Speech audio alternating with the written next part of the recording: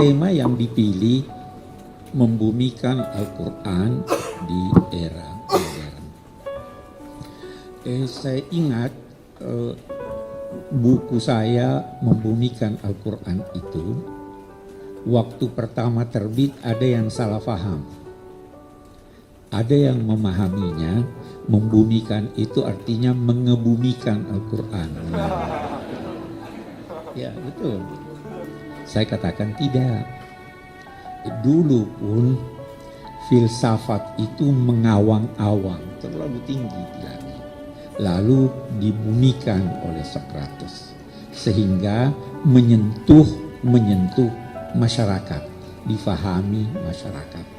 Saya kira seperti itu juga lah sebenarnya maksud dari kalimat membumikan Al-Quran itu, yakni tuntunan-tuntunannya membumi, dirasakan, difahami, dan dapat diamalkan oleh penduduk bumi di mana mereka berada. Memang kita lihat lebih jauh, salah satu kritik yang sangat pedas dari ulama-ulama kontemporer, bahkan sejak Said Muhammad Rashid Ridha awal abad ke-20, bahwa sebagian dari solusi-solusi atau penafsiran-penafsiran yang disampaikan oleh ulama-ulama sebelumnya itu tidak memberi petunjuk dan solusi untuk problema yang mereka hadapi, tapi tidak lagi memberi solusi untuk problema yang sedang kita hadapi. Karena situasinya sudah berubah. Nah, jadi memang perlu ada pemahaman baru terhadap petunjuk-petunjuk Al-Quran agar supaya kita bisa amalkan.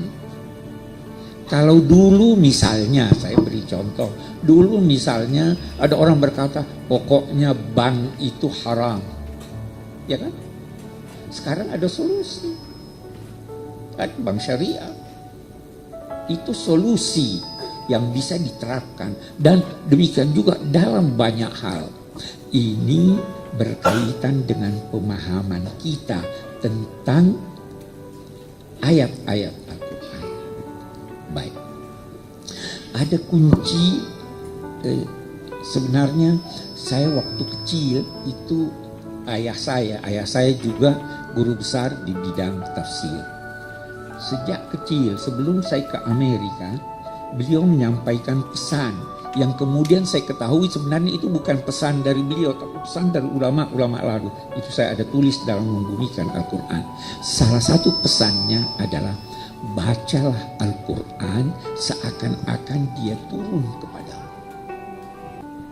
Bacalah Al-Quran seakan-akan dia turun kepadamu. Nah, ini pesan ini sebenarnya terambil dari pesan Rasul yang sebahagian kita laksanakan, sebahagian lagi tidak. Saya mau beri contoh dari pesan Rasul itu. Waktu turun suratir Rahman, berulang-ulang, fabi ayyi ala'i rabbikuma tukadziban. Waktu dibacakan oleh Rasul ayat-ayat itu, sahabat-sahabat diam. Rasul kemudian berkata, jin lebih pandai dari kalian. Setiap saya bacakan fabi ayyi ala'i rabbikuma tukadziban, mereka menjawab, tidak ada dari nikmatmu ya Allah yang kami ingkari. Jadi jin itu merasa ditujukan kepadanya atau tidak? Ditujukan kepadanya. Nah, kita ulama-ulama kita mengajarkan, kalau Anda mendengar ada yang baca alaihissallahu bi ahkamil hakimin, Anda diam atau tidak? Anda menjawab kan? Itu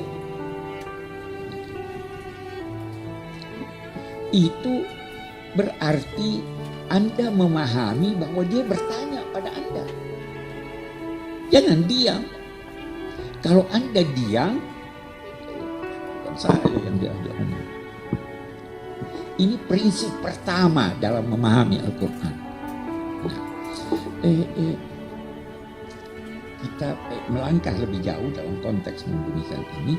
Jadi dia berbicara dengan kita. Ada pertanyaan yang timbul. Kita lihat. Supaya lebih mudah saya mau bertanya sesuatu yang pasti jawabannya sama. Al-Quran perintah salat. Ya, itu buat sahabat-sahabat Nabi atau buat Anda juga? Al-Quran perintah memperhatikan Al-Quran atau tidak? Anda juga disuruh. Oke. Al-Quran mengecam yang tidak memperhatikan kandungan Al-Quran. Mengecam enggak? Anda dikecam juga? Bagus. Artinya seakan-akan turun kepada Anda. Kita melangkah satu langkah lagi. Anda bisa berpikir terlepas dari pengetahuan Anda. Bisa enggak? Atau selalu harus melengketnya. Anda bisa berpikir terlepas dari budaya Anda. Bisa enggak? Mau pakai budaya, katakanlah orang di pelosok sana pakai budaya, pakai pemikiran orang yang hidup di abad ke-20. Sama enggak? Saya ambil contoh. Ketika Anda membaca bahwa wa ya'lamu ma fil arham, ya kan? Apa artinya? Allah mengetahui apa yang dalam rahim. Dulu orang artikan dia mengetahui jenis kelaminnya. Ya kan begitu. Sekarang Anda masih mau berkata begitu. Berubah. Kenapa berubah? Berkat kemajuan ilmu pengetahuan. Iya kan? Bisa berubah berkat budaya. Saya kasih contoh yang berubah.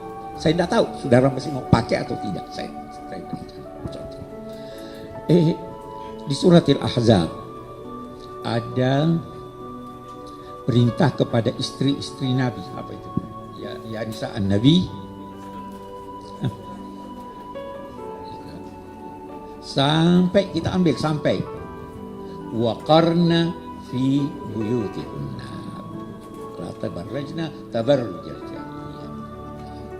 Apa artinya waqarna? Al-Qurtubi, baca nanti Al-Qurtubi. Itu mengatakan ini perempuan harus tinggal di rumah, tidak boleh keluar kecuali darurat. Bagaimana? Ini semua darurat Anda kemari. Ya kan? Itu Al-Qurtubi. Harus tinggal di rumah. Datang sesudahnya. Datang sudah tidak jauh kita di abad ini. Itu Al-Maududi berkata, sebaiknya tinggal di rumah kecuali kalau ada kebutuhan. Sudah beda tak? Kebutuhan itu kebutuhan apa? Sekarang saya mau tanya, nonton kebutuhan tak? Oh iya kebutuhan. Arisan kebutuhan tak? Ya, kalau kita pakai itu sangat sempit nih, ya. Sangat sempit. Ya waqarna, tinggal menetap. Ya kan itu. Datang kemudian ini yang berkata, itu bukan wajib. Sudah beda sekarang. Itu Said Hawa berkata itu bukan wajib, itu anjuran. Datang Said Qutb berkata waqarna itu memang berarti mantap dan berat, tapi artikan jadikan rumah tanggamu sebagai perhatian utamamu. Sudah beda enggak ini? Sudah tidak mau pakai yang dulu. Ada sekarang orang berkata, kita bertanya, rekreasi itu perlu atau tidak? Nah, Anda sudah berkata perlu. Kalau begitu boleh dong rekreasi. Ya, selama la tabarrajna tabarrujal jahiliyah. Itu pemikiran berubah akibat apa? Akibat perubahan sosial. Kalau mau membumikan Al-Quran, perhatikan budaya Anda, perhatikan pengetahuan Anda, itu baru bisa membumi. Kalau tidak akan membumi. Jadi kembali kita, bacalah Al-Quran seakan-akan dia turun kepadamu. Itu sebabnya Abbas Al-Aqad ada berkata, seandainya sahabat-sahabat itu hidup pada masa kita sekarang, maka pasti ada pendapat-pendapatnya yang dikemukakan pada masa Rasul dan sesudah masa Rasul diubahnya karena terjadi perubahan. Ya kan? Pasti. Bacalah Al-Quran seakan-akan dia turun kepada